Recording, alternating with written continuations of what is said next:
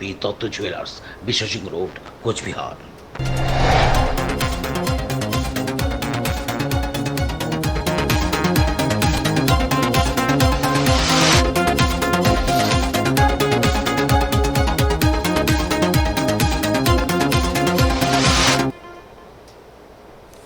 নমস্কার, ডিজিটাল বাংলা জলপাইগুড়ি এক্সপ্রেসে আপনাদের সকলকে স্বাগত। আপনাদের সাথে রয়েছে আমি রাধা।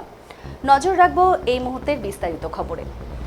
ভয়াবহ অগ্নিকাণ্ড ময়নাগুড়ি একটি পার্ট এবং অন্যান্য জিনিসের গোডাউনে। সোমবার এই অগ্নিকাণ্ডের ঘটনায় চাঞ্চল্য ছড়িয়েছে ময়নাগুড়ি শহরের 12 নম্বর ওয়ার্ডে। সোমবার আনুমানিক বিকেল 4টে নাগাদ ময়নাগুড়ি দেবীনগর 12 নম্বর ওয়ার্ডের পুরাতন রাইস মিলে পাটের গোডাউন সহ একটি সাইকেল রাখার গোডাউনে বিধ্বংসী অগ্নিকাণ্ডে গোডাউনে থাকা পাট পুড়ে যায়। প্রথমে একটি পাটের গোডাউনে আগুন লাগে, পরে পাশে থাকা অন্যান্য গোডাউনগুলোতেও কম বেশি আগুন লেগে যায়। ঘটনার খবর পেয়ে ময়নাগুড়ি দমকলের একটি ইঞ্জিন এবং জলপাইগুড়ি থেকে আরেকটি ইঞ্জিন এসে পৌঁছায় ঘটনাস্থলে। দমকল কর্মীরা আগুন নেভানোর চেষ্টা করছে, যদিও পাশের গোডাউন থাকাতে আগুন নেভাতে যথেষ্টই বেগ পেতে হচ্ছে দমকল কর্মীদের। ঘটনার পরই ময়নাগুড়ি থানার আইসি সুবল ঘোষ বিরাট পুলিশ বাহিনী নিয়ে ঘটনাস্থলে পৌঁছায় এবং এলাকা থেকে মানুষজনকে সরিয়ে দেন। আসে ময়নাগুড়ি সমষ্টি উন্নয়ন আধিকারিক প্রসেনজিৎ কুণ্ডু সহ অন্যান্যরা। এছাড়াও উপস্থিত ছিলেন ময়নাগুড়ি 12 নম্বর ওয়ার্ডের কাউন্সিলর তুহিন কান্তি চৌধুরী। এখনো পর্যন্ত কোনো ক্ষয়ক্ষতির পরিমাণ জানা যায়নি। এলাকাবাসীদের অনুমান শর্ট সার্কিট থেকেই এই ঘটনা ঘটেছে।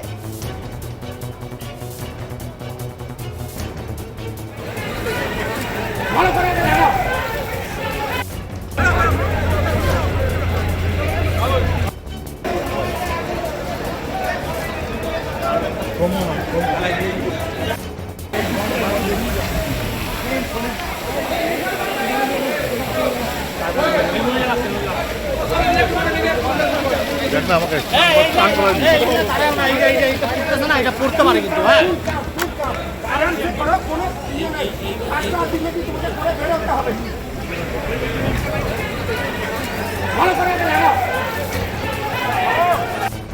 বাবু, আপনার এলাকায় যে আগুন লেগেছে তো সেটা তো আপনার ওয়ার্ডই, তো এখানে কিসের গোডাউন ছিল এবং মানে কটা গোডাউনে আগুন লেগেছে?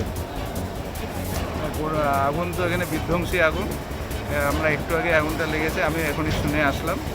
তবে আমাদের দমকল বিভাগ খুব চেষ্টা করছে দ্রুতগতির সাথে এই আগুনটা নেভানোর জন্য, কারণ এখানে আশেপাশে অনেক মানুষেরও বসতি আছে। তবে এটা আমরা যে দেখতে পাচ্ছি এটা পাটেরই গোডাউন ছিল। তো এখানে কটা গোডাউনে ক্ষতিগ্রস্ত হয়েছে এখন তো বোঝা যাচ্ছে না, পরবর্তীতে বোঝা যাবে।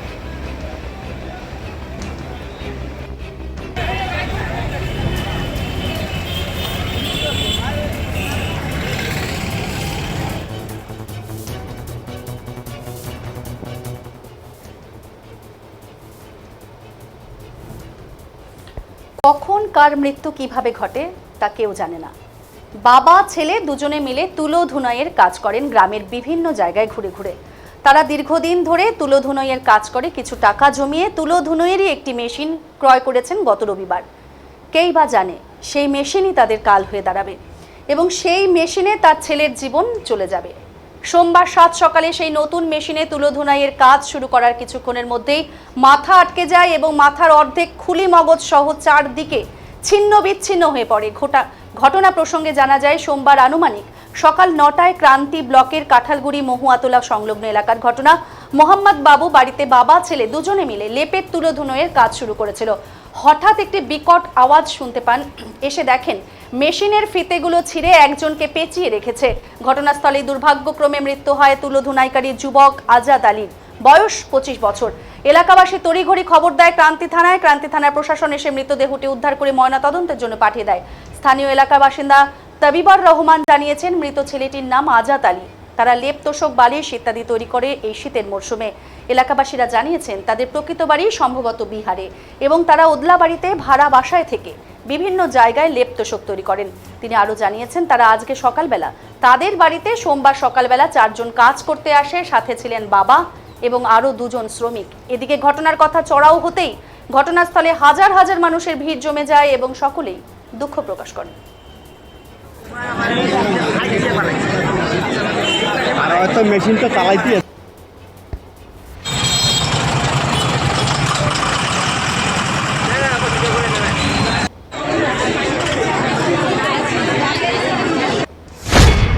আপনাদের আপনাদের এখানে? ও আচ্ছা, এই লেট ধুলাই করার জন্য মেশিন আসছে, মেশিন স্টার্ট হওয়ার 5:30 তারা কি প্রতিনিয়ত এই গ্রাম অঞ্চলে এভাবে কাজ করে? এইখানে গ্রামে কাজ করে, আগে হাত হাত দিয়ে করতো, এখন আজকে নতুন মেশিন নিয়ে আসছে, এখানে স্টার্ট দিয়ে করতো। আচ্ছা, আজকে কি মানে আপনাদের বাড়িতে তুলোর জন্য কাজ করতে এসেছিল? তুলো বানার জন্য। তার নাম পরিচয় জানা গেছে? না, নাম জানি না, ছেলের নাম জানি, আজাদ। ওরা বাড়ি কোথায় ওদের? বাড়ি বিহারে। না বিহারে। আর এদিকে কোথাও থাকতো? এখানে ওদলাবাড়িতে থাকে এখন। তারা আজকে কতজন কাজে এসেছিল? 4জন না 5জন মনে হয়। কজন ছিল বাবু? 4জন। হ্যাঁ, 4জন। তার পরিবারের কেউ? ওর বাবা আছে।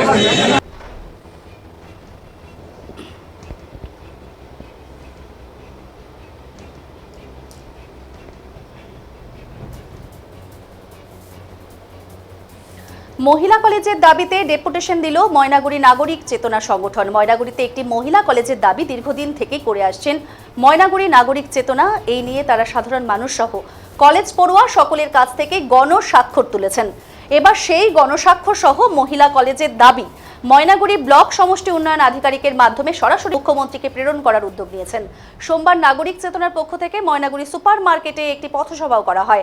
এরপর দুপুর নাগাদ ময়নাগুড়ি শহর হয়ে ব্লক সমষ্টি উন্নয়ন অধিকরণে মিছিল করে পৌঁছান। সেখানে সমষ্টি উন্নয়ন আধিকারিককে দাবিপত্র সহ গণস্বাক্ষর সম্বলিত কাগজ তুলে দেওয়া হয়েছে। সংগঠন সূত্রে জানা গেছে 1999 সালের ময়নাগুড়ি ব্লক কলেজে প্রতিষ্ঠিত হয়েছে, কিন্তু কলেজের অধিকাংশ পড়ুয়া ছাত্রী। সুনির্দিষ্ট পরিকাঠামো গড়ে ওঠেনি কলেজে, তাই নারী সুরক্ষা এবং নিরাপত্তার দাবিতে ময়নাগুড়ি শহরে একটি মহিলা কলেজের প্রতিষ্ঠা হওয়া অত্যন্ত প্রয়োজন। সংগঠনের দাবি, বর্তমানে ময়নাগুড়ি কলেজে প্রায় 7,000 ছাত্রছাত্রী রয়েছে। তাদের মধ্যে 67% ছাত্রী। কলেজে যদি 25% ছাত্রছাত্রী উপস্থিত হয় তাহলে তাদের বসার ব্যবস্থা থাকে না। এমনকি ছাত্রছাত্রী অনুপাতে অধ্যাপক অধ্যাপিকার সংখ্যাও অত্যন্তই কম। সে কারণে ময়নাগুড়িতে একটি মহিলা কলেজ অত্যন্ত প্রয়োজন বলে নাগরিক চেতনার পক্ষ থেকে দাবি তোলা হয়েছে।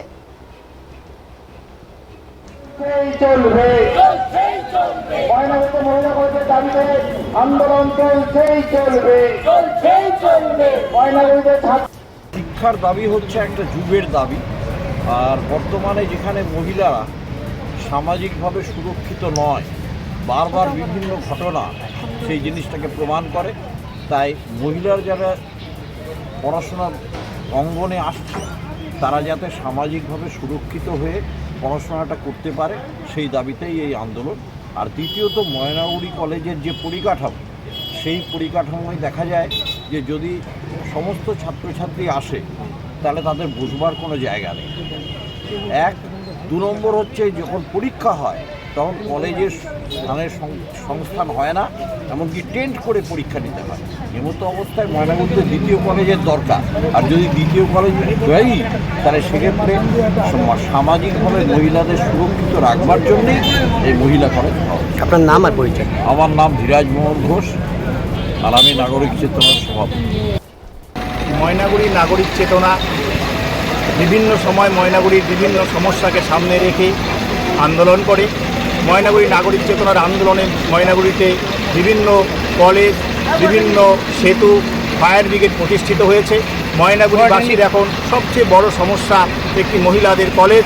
যেহেতু ময়নাগুড়ি একটি কলেজ এবং সেই কলেজের যে ছাত্রী সংখ্যা তার 67% হচ্ছে ছাত্রী, তাই আমরা চাই এই ছাত্রীদের জন্য একটা পৃথক কলেজ হোক। তাছাড়া আমাদের পাশে ধূপগুড়িতে কলেজ রয়েছে মহিলা, জলপাইগুড়িতে মহিলা কলেজ রয়েছে, তাই ময়নাগুড়ি কেন এই মহিলা কলেজ থেকে বঞ্চিত থাকবে? এই কলেজের দাবিতেই আজকে আমাদের এই আন্দোলন। আমরা মানুষের কাছে গিয়ে 3000-এর উপরে মানুষের সই সংগ্রহ করেছি।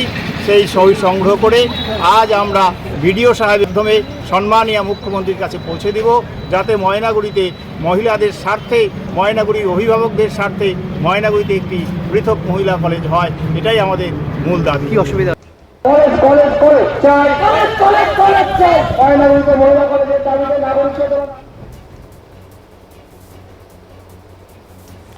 জলপাইগুড়ি শহরের মাসকালাই বাড়ি শ্রী শ্রী পঞ্চমুখী হনুমান মন্দিরের প্রতিষ্ঠাতা করুরপতি মহারাজের তিরোধান দিবস পালিত হয়েছে সোমবার। আজ এ নিয়ে মন্দিরে একটি অনুষ্ঠানের আয়োজন করা হয়েছে। করুরপতি মহারাজ বুড়ো বাবা বলেই অনেকের কাছে পরিচিত। আজ তার 41তম তিরোধান দিবস। মন্দির কমিটির সম্পাদক প্রদীপ বসাক জানিয়েছেন, তারা করুরপতি মহারাজের তিরোধান দিবস উপলক্ষে একটি অনুষ্ঠানের প্রয়োজন করেছেন। আয়োজন করেছেন। অনুষ্ঠানে প্রসাদ বিতরণ যেমন রয়েছে, তেমনি সন্ধেবেলায় নাম কীর্তন অনুষ্ঠিত হচ্ছে। তার সাথে থাকছে আরতি। স্থানীয়দের উপস্থিতিতেই এই অনুষ্ঠানের আয়োজন বলে তিনি জানিয়েছেন।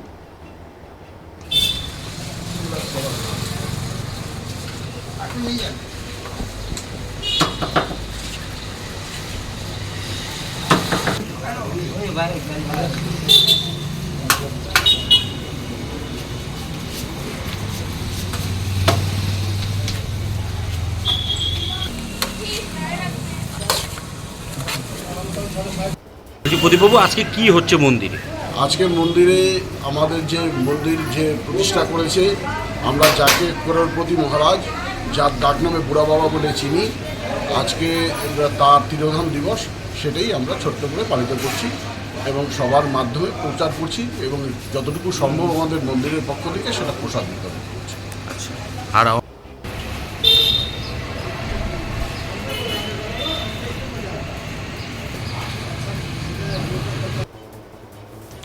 সময়ের সাথে তাল মিলিয়ে পরিবর্তন হয়েছে অনেক কিছুরই, তেমনি বিলুপ্তির পথে সাইকেল, ভ্যান, রিক্সা। গতির সাথে তাল মিলিয়ে চলতে সেই সাথে কিছুটা কায়িক পরিশ্রম কমাতে এই মুহূর্তে মফস্বল থেকে শহর সর্বোচ্চ দাপিয়ে বেড়াচ্ছে ই রিক্সা। এক সময় যারা সাইকেল, ভ্যান, রিক্সা চালাতো তারাই বেছে নিয়েছে যাত্রী পরিবহনের এই সহজ মাধ্যম। এরই মধ্যে কিছু মানুষ রয়েছেন যারা কিনা আর্থিক অভাব এবং যুগের সাথে তাল মিলিয়ে চলতে না পেরে রয়ে গেছেন সাইকেল চালিত ভ্যান, রিক্সা নিয়েই। আর এই মুহূর্তে যাত্রীর অভাবে সংসার চালাতে হিমশিম খাচ্ছেন তারা। সকাল থেকে সন্ধে পর্যন্ত স্ট্যান্ডে যাত্রীর অপেক্ষায় বসে থাকলেও দেখা মিলছে না যাত্রীর। অনেকেই দ্রুত তাদের গন্তব্যে পৌঁছতে বেছে নিচ্ছেন ই রিক্সা। কাজে গতির লড়াইয়ে হেরে গেছেন একদা যাত্রী পরিবহনের অন্যতম মাধ্যম এ সমস্ত সাইকেল, ভ্যান, রিক্সা। ডুয়ার্সের মেটেলি ব্লকের জনবহুল বাতাবাড়ি ফার্ম বাজারে এখনও দেখা যায় 5 থেকে 6টি সাইকেল, ভ্যান, রিক্সা। হ্যাঁ, অন্তরাম। অন্তরাম।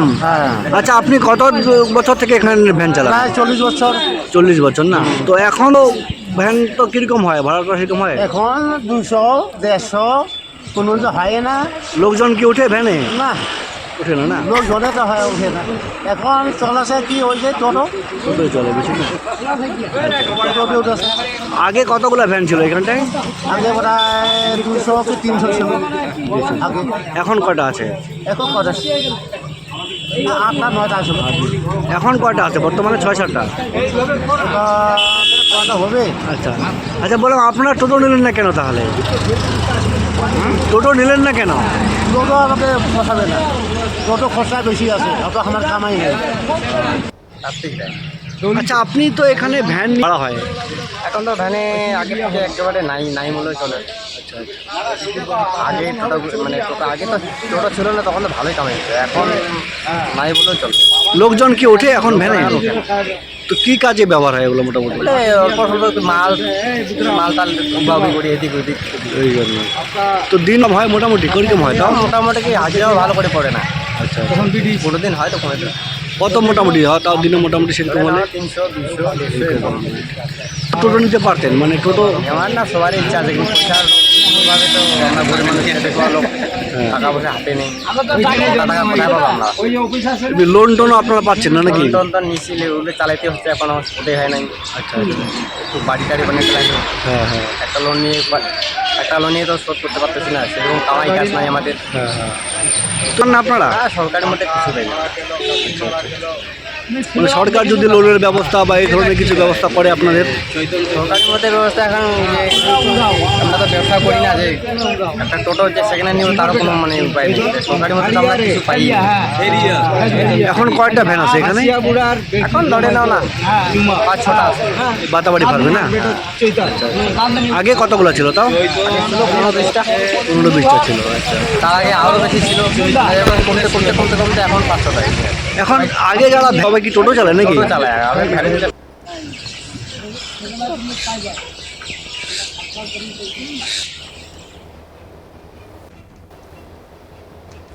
কৃষকদের ফসলের ন্যায্য দাম, সারের কালোবাজারি বন্ধ সহ একাধিক দাবিতে আন্দোলনে নামল অল ইন্ডিয়া কিষাণ ক্ষেত মজদুর সংগঠনের জলপাইগুড়ি শাখা। সোমবার শহরের মিছিল করে জেলাশাসক দপ্তরে হাজির হলেন আন্দোলনকারীরা। পুলিশ আন্দোলনকারীদের আটকে দেয়, সেখানে বিক্ষোভ প্রতিবাদে সামিল হলেন সংগঠনের নেতাকর্মীরা। আন্দোলনকারীদের দাবি, সমস্ত নিত্য প্রয়োজনীয় সামগ্রী সর্বাত্মক রাষ্ট্রীয় বাণিজ্য চালু করতে হবে। এমএসপি আইনসঙ্গত করে সরকারকে সরকারি কৃষকদের কাছ থেকে ফসল কিনতে হবে। কৃষকদের সারা বছর কাজ ও সঠিক মজুরি প্রদান করতে হবে। সকল কৃষকের কৃষি ঋণ মুকুব করতে হবে। 2023 সালের বিদ্যুৎ বিল বাতিল ও স্মার্ট মিটার বন্ধ করতে হবে। মোট 9 দফা দাবি তোলা হয়েছে। দ্রুত দাবি পূরণ না হলে বৃহত্তর আন্দোলন গড়ে তোলা হবে।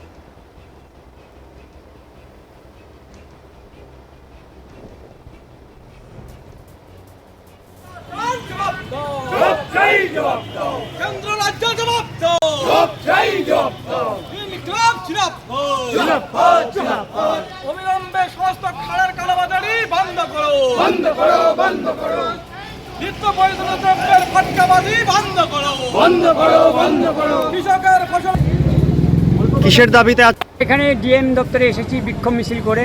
সেটা হচ্ছে আজকে গোটা ভারতবর্ষের জেলায় জেলায় কৃষকের কৃষি ফসলের ন্যায্য দাম, এমএসপি আইনসঙ্গত করা এবং সমস্ত নিত্য প্রয়োজনীয় দ্রব্য সামগ্রিক রাষ্ট্র বাণিজ্য চালু করার দাবিতে গোটা ভারতবর্ষের জেলায় জেলায় আজকে এই কর্মসূচি আমাদের চলছে।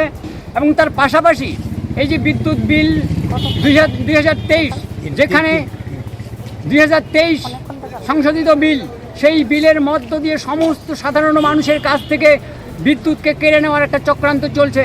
শুধু তাই নয়, স্মার্ট মিটারের নাম করে যেভাবে প্রত্যেকটি সাধারণ মানুষের ঘরে বিদ্যুৎকে বন্ধ করবার একটা চক্রান্ত করেছে, এই স্মার্ট মিটার অবিলম্বে বন্ধ করতে হবে। এবং তার পাশাপাশি আজকে কৃষিকাজের কোনো লাভজনক নেই, ফলে সমস্ত কৃষক আজকে লোনের দায়ে আত্মহত্যা করার পথ বেছে নিতে বাধ্য হয়। এই রকম একটা অবস্থার মধ্য দিয়ে আমরা স্মার্ট মিটার বাতিল, সামগ্রিক রাষ্ট্র বাণিজ্য চালু, এমএসপিকে আইনসঙ্গত করা, সাইটর্থ সমস্ত কৃষকের পেনশন এবং তার পাশাপাশি এখন যে মরশুম চলছে কৃষিকাজের, এখন রাসায়নিক সারের যে কালোবাজারি চলছে এবং এমআরপি রেটে আমরা সার পাচ্ছি না। এডিএ অফিসে গিয়েছি, এডিএ অফিস থেকে আমাদের একটা হ্যান্ডবিল ধরিয়ে দিয়েছে। তারা হ্যান্ডবিলে পরিষ্কার বলেছে সরকার ট্যাগিং দেওয়ার বিরোধী এবং এমআরপি রেটেই আপনারা সার পাবেন। আমরা এডিএর কাছে শুনছি একরকম, আর বাস্তব ক্ষেত্রে দোকানে গিয়ে কিন্তু আমরা একদিকে এমআরপি রেটে সার পাচ্ছি না এবং তার পাশাপাশি ট্যাগিং আমাদের চাপানো হচ্ছে। এইগুলোর বিরুদ্ধেই আজকে আমাদের এখানে এই জলপাইগুড়ি ডিএম দপ্তরে আমরা ডেপুটেশনে মিট করব মহামান্য ডিএম সাহেবের কাছে। আপনার নাম পরিচয়? আমার নাম সুরেশ চন্দ্র রায়, AIKKMSের জেলা সম্পাদক।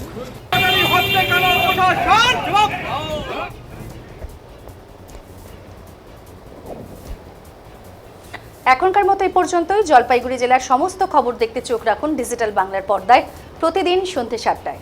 ডিজিটাল বাংলা, আগে ভাগে সবার আগে। প্রতিদিন বদলায় পৃথিবী, গ্রাম হোক বা শহর, জল হোক বা পাহাড়। আপনার বিশ্বাস উৎস সহ বিশ্বজুড়ে ঘটে যাওয়া প্রতিটি ঘটনার জন্য আমাদের শহর জলপাইগুড়ির কেন্দ্র থেকে শুরু করে জেলার দূরতম প্রান্ত আমরা নিয়ে আসি আপনার কাছে গুরুত্বপূর্ণ সব খবর।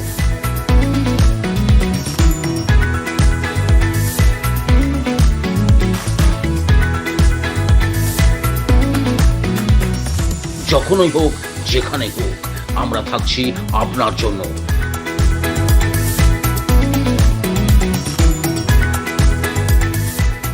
প্রতিদিন সন্ধ্যে 7টায় আমাদের সঙ্গে থাকুন সর্বপ্রথম খবরে গভীর বিশ্লেষণ এবং শিরোনামের পেছনের গল্পগুলো জানতে।